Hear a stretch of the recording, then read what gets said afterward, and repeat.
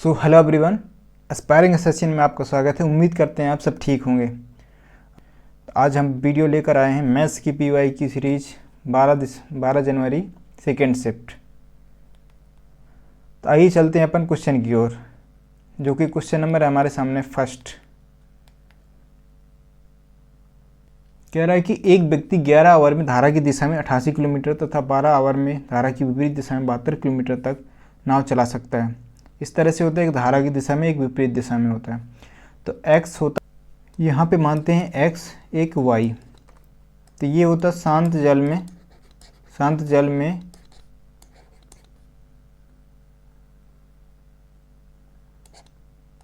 नाव की चाल।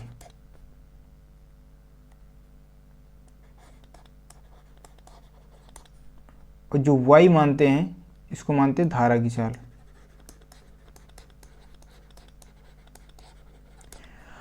अगर ओवरऑल हम स्पीड देखेंगे, अगर धारा की दिशा में जाओगे तो क्या होगा, धारा भी उसमें जुड़ जाएगी, तो हो जाएगा x प्लस वाई। अगर विपरीत दिशा में जाओगे तो x माइनस वाई, क्योंकि ये जो धारा को है उसको तुम्हें फेस करना पड़ेगा। इस तरह से हो जाएगा x माइनस वाई।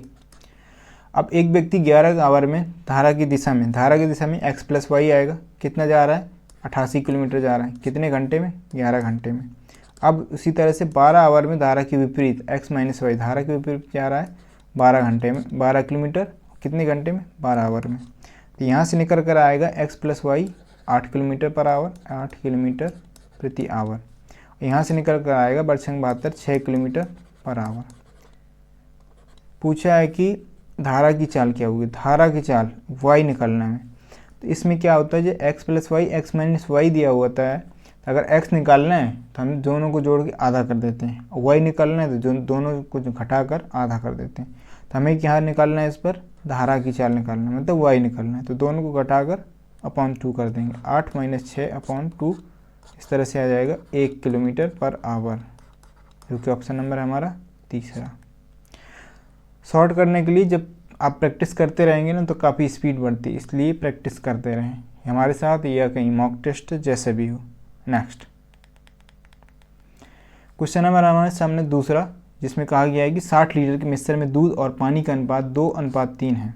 60 लीटर मिश्रण अनुकूल दूध और पानी का अनुपात कितना है, 2:3। दूध और पानी का अनुपात 1/2 बनाने के लिए 1:2 बनाने के लिए कितनी मात्रा में पानी को मिलाया जाना चाहिए। मतलब कि हमें जो दूध पहले था अभी भी दूध वही होगा, सिर्फ बढ़ाना है तो क्या, पानी। तो इस तरह से देखेंगे तो मिल्क वाटर पहले था 2:3, अब पहले और नया हो गया 1:3 2 मिल्क वाटर। यहाँ पे 2:3 में है तो कुल कितना है, 60 लीटर। 60 लीटर अजय इसको जोड़ेंगे अनुपातिक वैल्यू की कितना, 5। 60 लीटर बताता है 5 को, तो एक होगा 12 के। तो यहाँ से निकल कर आएगा कि जो दूध था रियल में 24 लीटर था, 1 12 के है ना, तो 12 दूनी 24 और 12 36 लीटर पानी था। अब नया जो अनुपात है 1:2 है, तो यहाँ से क्या होगा कि दूध तो पूरा वही होगा जो 24 लीटर उधर था, अभी भी 24 लीटर होगा। तो यहाँ से अब नए अनुपात में 1 हो जाएगा 24 लीटर के, तो दूसरा 2 के लिए कितना हो जाएगा, 48 लीटर। 1 का मान 24 लीटर है, तो 2 अनुपातिक के लिए कितना हो जाएगा, 2 गुना हुआ 1 से 2, तो इधर से 24 दूना 48 लीटर। और रियल में हमारा जो वाटर था कितना था, 36 लीटर। अब कितना हो गया, बढ़ के 48 लीटर। तो 48 और 36 कितना बढ़ा, 36 4 40 और 8 4 12। 36 से 48 पहुँचने के 12 बढ़ाना पड़ेगा, जिससे कि जो कि हमारा ऑप्शन नंबर होगा 12 लीटर पानी मिलाया गया। नेक्स्ट संख्या 36 और 48 का चतुर्थानुपाती क्या होता है, अगर a है, ये b है, ये c है, तो होता है BC/A। तो यहाँ पर दिया हुआ 48, b c दिया हुआ है 90 और a दिया हुआ है 36। बढ़ चौक 48, 12 3 36, 3 से ये जाएगा 30 तक का, 3 चौको 12, 120, जो कि ऑप्शन नंबर हमारा दूसरा। नेक्स्ट 2 उम्मीदवारों के बीच एक चुनाव में डाले गए मतों का 64% मत प्राप्त करने वाला व्यक्ति 4340 मतों से बहुमत निर्वाचित होता है। डाले गए मतों की कुल संख्या कितनी है, ये मानते हुए सभी डाले गए वोट वैध हैं। तो यहाँ पे कोई चुनाव है, वहाँ पे वोटर कितने होंगे, 100% होंगे अपने आप में। अब यहाँ से कह रहा है कि डाले गए मतों के 66% मत प्राप्त करने वाला व्यक्ति इतने मतों से बहुमत से निर्वाचित हो गया। तो इसने प्राप्त किए कितने हैं, इसने कितने प्रतिशत मत प्राप्त किए हैं, इसने प्राप्त किए हैं 64%। अब ये कह रहा है कि ये मानते हुए कि सभी डाले गए वोट वैध हैं, कोई अवैध नहीं किया गया। तो इस तरह से ये 64% पहले वालों को मिल गया, फर्स्ट को, तो बचा हुआ वोट दूसरे को मिला होगा। तो बचा, इधर से देखेंगे तो 64 से 64 6 70 70 और 30 100, तो 36%। दूसरे वाले को कितना मिला, 36%। पहले को मिला 64, दूसरे को मिला 36%। तो कह रहा है 43 से 40 मतों से बहुमत निर्वाचित हुआ। तो कितना रियल में वैल्यू दिया हुआ है 4340, और अनुपात प्रतिशत वैल्यू दिया हुआ है 64% और 36%। तो इनका डिफरेंस कितना हुआ, 64 माइनस 36, और यही दिया हुआ है 4340 के। तो 36 4 40, 24 4 28, 28% दिया हुआ है हमारा 4340 के। तो डाले गए मतों की कुल संख्या, मतलब हमें 100% बताना है। तो 4340 अपॉन 28 इंटू 100, 100% बताना है हमें। जब 28 को नीचे लाएंगे तो 1 की वैल्यू आ जाएगी, 1% की। 100 से हमने मल्टीप्लाई करा दिया तो 100% की निकल कर आ जाएगी। तो यहाँ से देखेंगे तो 28 है तो ये 25 बार में जाएगा, 4 7 28, 7 से काटेंगे इधर तो 7 6 42 और 7 दूने 14, 620 सॉरी 25। यहाँ से देखेंगे तो 25 0, 25 2 50, 5 25 6 150, 155, 15,500, जो कि ऑप्शन नंबर हमारा चौथा। नेक्स्ट, यहाँ पे दिया हुआ है कि महत्तम समापवर्तक HCF बताना है। तो इसमें ये नियम लगता है जो फ्रैक्शन वाली होती है, एलसीएम निकालना है HCF। तो अगर HCF निकालना है तो ऊपर वाले को अंश का जो है, अंश का हमें करना पड़ता है HCF, और जो हर होता है उसका LCM निकालना पड़ता है। तो यहाँ से देखेंगे तो ऊपर वाले की यहाँ से निकल कर आएगा, HCF में कितना निकल कर आएगा, 2 ही निकल कर आएगा, क्योंकि 2 ही कॉमन है तीनों में। तो ये हो जाएगा 2। अब नीचे वाले का हमें लेना है LCM लेंगे तो पहले कितना, 5 से अगर करेंगे तो 5 एकम 5, 5 3 15, 5 7 35। अभी अब कटना नहीं, 7 और 3 से काटना पड़ेगा। तो 5 गुणा 3 गुणा 7, ये आएगा 2 अपॉन 5 3 15, 15 7 105, जो कि ऑप्शन नंबर हमारा दूसरा। नेक्स्ट, एक वस्तु का अंकित मूल्य क्रय मूल्य से 25% अधिक 10% लाभ अर्जित करने के लिए विक्रय मूल्य पर कितनी छूट देनी चाहिए। अब कह रहा है कि अगर हमारा क्रय मूल्य 100 है, 25% अधिक अंकित किया गया है, तो 100 से 125 हो गया। 10% लाभ अर्जित करने के लिए विक्रय मूल्य पर कितनी छूट देनी चाहिए। तो यहाँ पर हमें कितना 10% का लाभ भी लेना है, तो 100 से कितना होगा 110, 110 हमारा SP होगा। और जो अंकित मूल्य कितना 125 है, तो हमें छूट देनी है कितनी की, 125 से 110 पर आना है। तो छूट होगी हमारी 15 की। कहाँ से, 125 से। इसका निकाल लेंगे हमें प्रतिशत, 25 चौको 100, 25 पंचे 125, 5 3 15, तो 4 3 12, 12% हो जाएगा, जो कि ऑप्शन नंबर हमारा चौथा। नेक्स्ट, यहाँ पर इंग्लिश में एक क्वेश्चन, तो अब 5 डिजिट नंबर इतना is divisible by 11 if the digits are rearrange in increasing order then the new number which is formed will be divisible by. तो यहाँ कह रहा है कि ये जो 5 अंक का नंबर है ये 11 से विभाजित है। अब अगर इसके अंकों को बढ़ते हुए क्रम में, form will be divisible by increasing order में, इसको अंकों को बढ़ते हुए क्रम में लिखा जाए तो वो नंबर किससे डिविजिबल होगा। तो यहाँ से बढ़ता हुआ क्रम लिखेंगे तो सबसे छोटा क्या आएगा 0, फिर आएगा 2, फिर आएगा 3, फिर आएगा 4, इसके बाद आएगा 5। पाँचों अंक हो गए, बढ़ता हुआ क्रम हो गया 0 2 3 4 5। अब ये देखना है कि इन ऑप्शन में से देखेंगे किससे ये डिविजिबल है। तो लास्ट में आ रहा है यूनिट डिजिट कितनी है 5, तो 2 से कभी नहीं होगा। यूनिट डिजिट अगर 5 है किसी में तो सिर्फ 5 से ही डिविजिबल होता है, 5 से ही भाग होता है, 5 या 5 के मल्टीपल से, जो कि हमारा यहाँ से आंसर बनेगा सिर्फ चौथा। नेक्स्ट, आयत की लंबाई उसकी चौड़ाई की 3 गुनी है। आयत की लंबाई जो है उसकी चौड़ाई की 2 गुनी है, 3 गुनी सॉरी। तो यहाँ पर अगर मान लेते हैं चौड़ाई b है, चौड़ाई b है, तो लंबाई कितनी हो जाएगी,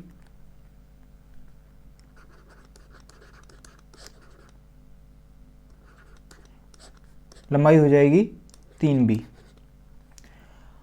यदि इसकी लंबाई में 7 सेंटीमीटर कमी की जाती है और चौड़ाई में 7 सेंटीमीटर वृद्धि की जाती है, इसका क्षेत्रफल 21 सेंटीमीटर स्क्वायर बढ़ जाता है। पहले आयत की लंबाई ज्ञात करें। अब यहाँ पर क्या कह रहा है कि यदि इसकी लंबाई में 7 सेंटीमीटर कमी की जाती है तो लंबाई अभी कितनी है 3b, 7 सेंटीमीटर की हमने कमी कर दी। अब कह रहा है कि चौड़ाई में 7 सेंटीमीटर की वृद्धि की जाती है, चौड़ाई कितनी है b और 7 की वृद्धि कर दो, b + 7, तो क्षेत्रफल 21 सेंटीमीटर स्क्वायर बढ़ जाता है। तो अगर हम कुछ ना करें तो कितना होगा क्षेत्रफल, b × 3b, तो हो जाएगा 3b स्क्वायर। तो अब जब माइनस कर रहे हैं मतलब कि 21 सेंटीमीटर स्क्वायर बढ़ जाता है, तो यहाँ से क्या है 21 हो जाएगा। अब इनका मल्टीप्लाई कराना ही पड़ेगा, कराएंगे। तो 3b स्क्वायर, 3 का b में हुआ, फिर 3b का 7 में करेंगे, 7 × 21b, माइनस 7 का b में कराएंगे तो -7b, इधर -7 तो 7 से कराएंगे तो -49, इस तरह से आएगा -3b स्क्वायर बराबर 21 के। तो यहाँ पे +3b स्क्वायर है, यहाँ पर -3b स्क्वायर है, ये दोनों कट जाएगा। यहाँ पे 21b है और -7b, -49, तो यहाँ से आएगा कितना 14b, ये माइनस का है 49, तो इस साइड जाएगा तो 49 × 1 = 50, 50 × 20 = 70, तो 14 × 25 = 70, b बराबर आ गया 5। अब हमसे पूछा गया है तो पहले आयत की लंबाई, तो लंबाई बताना है। तो चौड़ाई हमारी 5 आ गई, लंबाई क्या है 3 गुना ऑफ लंबाई, लंबाई की 3 गुना है, तो 5 लंबाई हो जाएगी 5 × 3 गुना, तो 5 × 3 = 15 सेंटीमीटर, जो कि ऑप्शन नंबर हमारा फर्स्ट। नेक्स्ट ये कह रहा है यहाँ पर कि धनराशि P उधार ली गई और 2 समान वार्षिक किस्तों में वापस भुगतान की गई, जिनमें से प्रत्येक की धनराशि 35,280 है। यदि ब्याज की दर 5% वार्षिक है तथा ब्याज का संयोजन वार्षिक रूप से किया गया है तो P का मान, अमाउंट बताना है। और जबकि हमारी वार्षिक ब्याज जो किस्त दी जा रही है 35,280 की दी जा रही है। इस तरह से ये जो है 2 साल की किस्त का सवाल है। तो इसके लिए हम एक फार्मूला यूज करते हैं, जो कि ये दी गई ये 5% वार्षिक दर, तो 5% को जब हम पार्ट में चेंज करेंगे तो ये आएगा हमारा 1/20। तो यहाँ से अगर देखेंगे तो P फार्मूला निकल कर आएगा P = I × तो यहाँ से आएगा 20 अपॉन, ये बेस वाला लिखेंगे, तो जब वृद्धि होती है तो 20 से क्या 1 की वृद्धि होती है 21 हो जाएगा। अब दूसरा स्टेप लिखेंगे तो ये दोनों का सम यहाँ पर आएगा 20 और 21 41, और ये बेस पर 81 रहेगा। अब हमें इसमें से क्या दिया हुआ आई के वैल्यू दी है, आई जो है इंस्टॉलमेंट किस्त दी है, जिसमें प्रत्येक की धनराशि 35,280 है।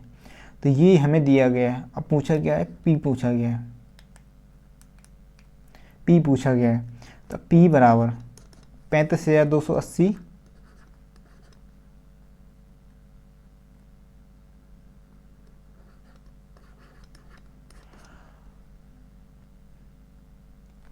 20/21 × 41/21।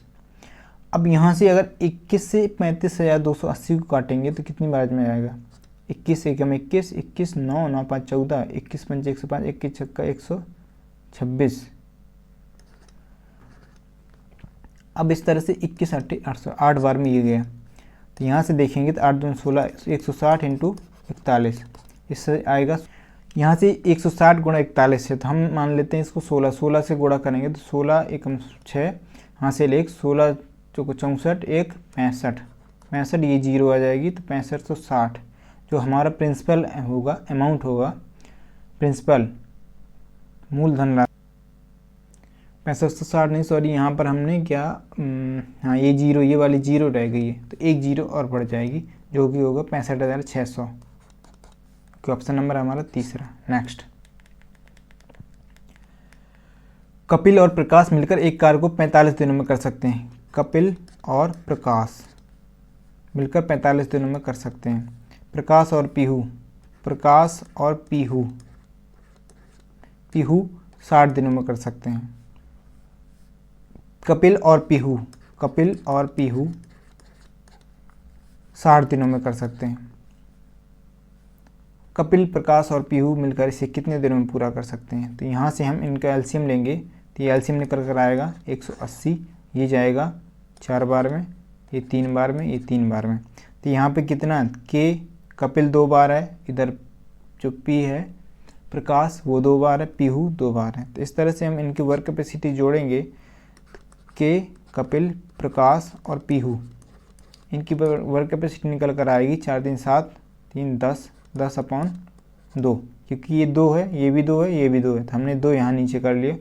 इनकी तीनों की वर्क कैपेसिटी आएगी 5। एक दिन में अगर तीनों एक साथ काम करेंगे तो 5 काम करेंगे।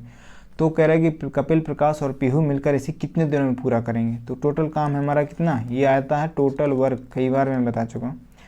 तो टोटल वर्क हमारा 180 है। एक दिन में तीनों मिलकर कितना काम करते हैं? 5 काम करते हैं। तो 180 काम को करने में इनको कितना दिन लगेगा? 5 × 3 = 15, 5 × 6 = 30, 36 दिन लगेंगे, जो कि ऑप्शन नंबर है हमारा तीसरा। नेक्स्ट,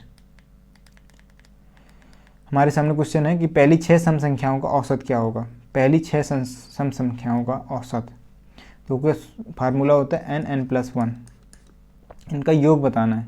तो पहली 6 संख्याएं 6, 6 और 6 + 1, तो 6 × 7, 7 × 42। तो इनका क्या बताना है? औसत बताना है। ये तो आ गया सम, ये सम का फार्मूला होता है। अगर यहीं पे औसत होता तो हम सीधे 6 n से इधर भाग कर लेते, n+1 ही आता, जो कि हो जाता आंसर 7 हो जाता। तो यहाँ से n ये आ गया। n हमारी कितनी संख्याओं का पूछा है? 6 संख्याओं का, तो 6 से भाग कर लेंगे, तो 6 से ये 6 कट जाएगा, तो आएगा 7, जो कि ऑप्शन नंबर है हमारा चौथा। नेक्स्ट, 30 आदमी 10 घंटे में 50 पेड़ काट सकते हैं। यदि 10 आदमी वे काम छोड़कर चले जाते हैं तो 15 घंटे में कितने पेड़ काटे जाएंगे?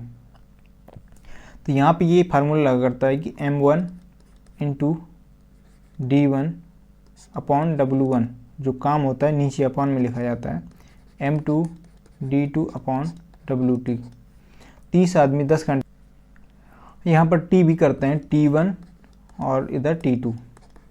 तो यहाँ पर देखेंगे 30 आदमी, कितने? 30 आदमी और 10 घंटे में, 10 घंटे में काम कितना? 50 पेड़, 50 पेड़ काटते हैं। यदि 10 आदमी काम छोड़ चले जाते हैं, 10 आदमी अगर चले जाते हैं तो कितने आदमी बचेंगे? 20। तो 15 घंटे में कितने पेड़ काटे जाएंगे? तो 15 घंटे में कितने पेड़ काटे जाएंगे? WT, ये बताना है हमें। तो यहाँ से देखेंगे तो 15 × 30 और 10 × 20, 20 से ये 20 दोनों निपट गए। अब W2 बराबर कितना आएगा? 50 आएगा। WT ये W2 इधर जाएगा, ये 50 इधर जाएगा, ये आएगा 50 पेड़ काटे जाएंगे, जो कि ऑप्शन नंबर हमारा तीसरा। नेक्स्ट, एक बेलनाकार टैंक की क्षमता 56-32 मीटर3 है। यदि इसकी आधार का व्यास 8 मीटर है तो बेलनाकार टैंक की गहराई क्या होगी? तो जो इसका क्षमता क्या होता है? क्षमता का मतलब है क्षमता, मतलब है इसका आयतन, आयतन निकालना पड़ेगा। तो इसका इधर लिख लें, बेलन का आयतन,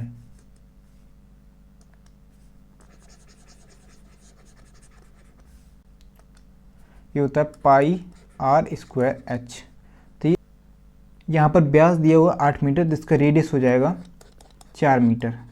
इस तरह से जब हम फार्मूला पुटअप करेंगे तो ये आएगा 22/7, r दिया 4 मीटर, 4h, और ये 56-32। इस तरह से हम जब पहले 11 से काटेंगे, 11 दूनी 22 और 11 × 5 = 55 और 11 × 1 = 11, 11 दूनी 22, 512।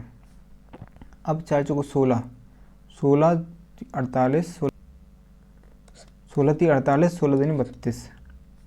अब ये 16 दूनी 32, तो 16 और 7, तो इस तरह से निकल कर आएगा h बराबर, ये h है, ये 7 बचा नीचे, इधर 16 हुआ, 16 × 7, 16 में 16, 16 7 112, जो कि ऑप्शन नंबर है हमारा दूसरा।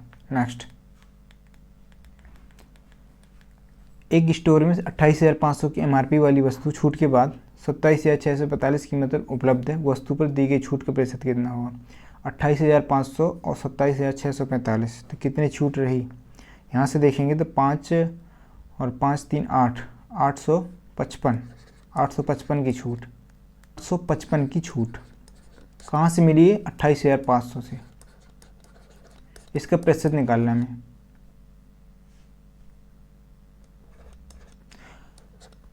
जो कि होगा, अब 5 से काट लेंगे, इसके 2 जीरो से 2 जीरो चला गया, 5 से काट लेंगे तो 5 एकम 5, 5 सती 35, 5 एकम 5, 5 25, 5 सती 35, 57, 171/57। तो 171/57 ये जाएगा 3 बार में, जो कि होगा 3%, ऑप्शन नंबर दूसरा। नेक्स्ट,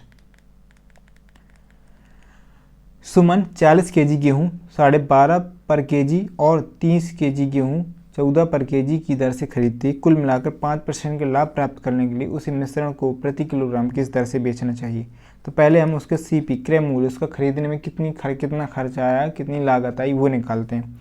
तो उसने खरीदा 40 किलो गेहूँ कितने रेट पर? 12.5 रुपये पर केजी के हिसाब से।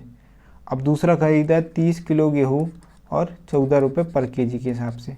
तो यहाँ से इसका बनेगा 48, 4 पंचे 20, 2 4 दूनी 8 2 10, 4 1 5, इस तरह से बनेगा 500। और इसमें देखेंगे तो 14 2 28, 14 3 42, 420, उसका कुल खर्च कितना आया? 2 5 4 9, 920 रुपये कुल खर्च हुआ। और उसको गेहूँ कितना है? 70 केजी। अब 920 रुपये तो खर्च हुआ है, उसको 5% का लाभ अर्जित करना है। तो 920 और 105, ये कितना आएगा? ये होगा 5 दूना 10, 5 दूना 10, ये और 45 46, 21 छक्का 126, 12 21 चौक 84, तो 86 96 96, 966 रुपये। 966 रुपये का उसको बेचना चाहिए। कितना केजी? 70 केजी। तो प्रति केजी रेट क्या होगा? 966 अपॉन 70। तो यहाँ से देखेंगे तो 7 और 2 7 21, तो 13 कुछ, जो कि ऑप्शन नंबर हमारा दूसरा, 13.80। नेक्स्ट क्वेश्चन में है कि यदि एक निश्चित धनराशि 2 वर्षों के लिए 10% वार्षिक की दर से वार्षिक चक्रवृद्धि ब्याज आधार पर गणना किए चक्रवृद्धि ब्याज और साधारण ब्याज के बीच का अंतर 464 रुपये है, तो निवेश की गई धनराशि ज्ञात कीजिए।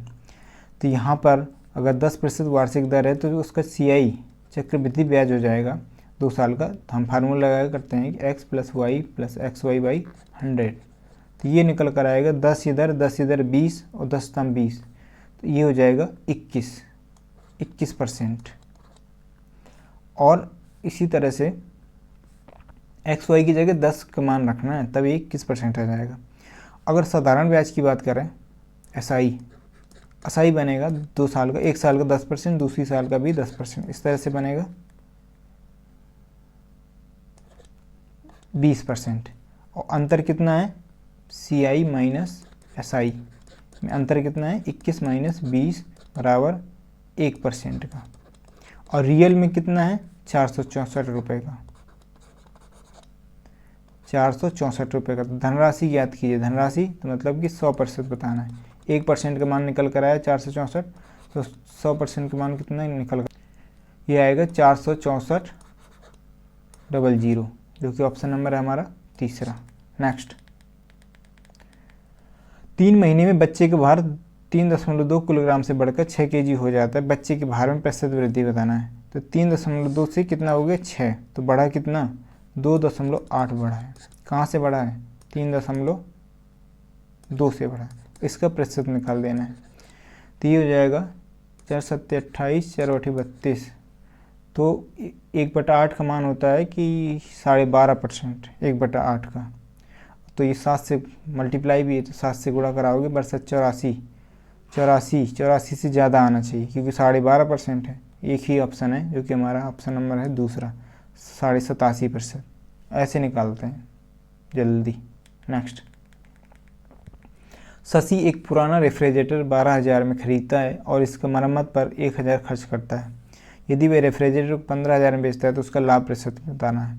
तो उसका CP इस तरह से कुल कितना पड़ जाएगा, 12,000 में उसने ख़रीदा प्लस 1,000 को उसने रिपेयर कराया, इस तरह से उसको कुल खर्चा पड़ गया 13,000 रुपये का।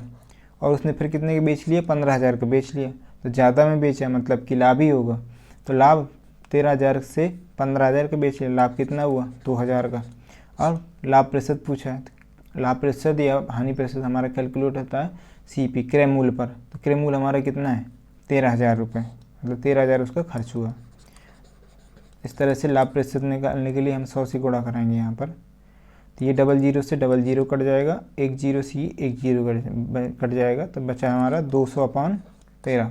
13 इससे भाग करेंगे, 13 एकम 13, 13 7, 3 78, 6 बार लेंगे, 13 5 65, 65 15 कुछ, क्योंकि ऑप्शन नंबर हमारा फर्स्ट 15 से ही 5/13%। नेक्स्ट 9 संख्याओं का औसत 15 है। यदि पहली 5 संख्याओं का औसत 13 है और अंतिम 5 संख्याओं का औसत 17 है तो पाँचवीं संख्या ज्ञात कीजिए। तो संख्याएँ कितनी हैं 9 संख्याएँ हमारी।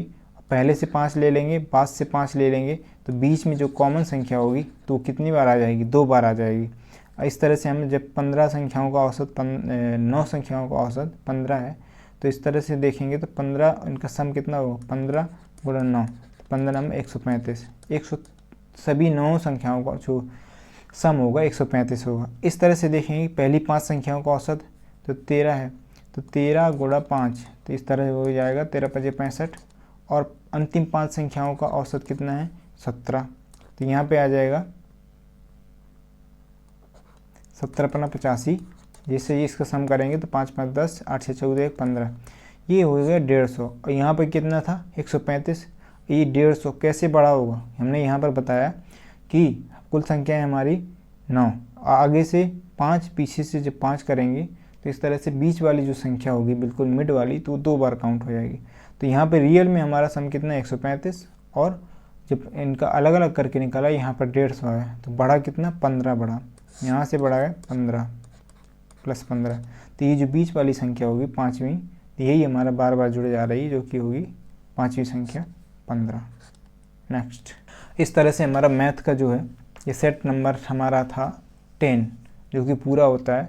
और उम्मीद करते हैं पीछे वाले सेट देख लिए होंगे। अगर आप चैनल पर नए हैं तो चैनल को सब्सक्राइब भी कर दीजिए, अभी तक मैंने किसी वीडियो में नहीं कहा है।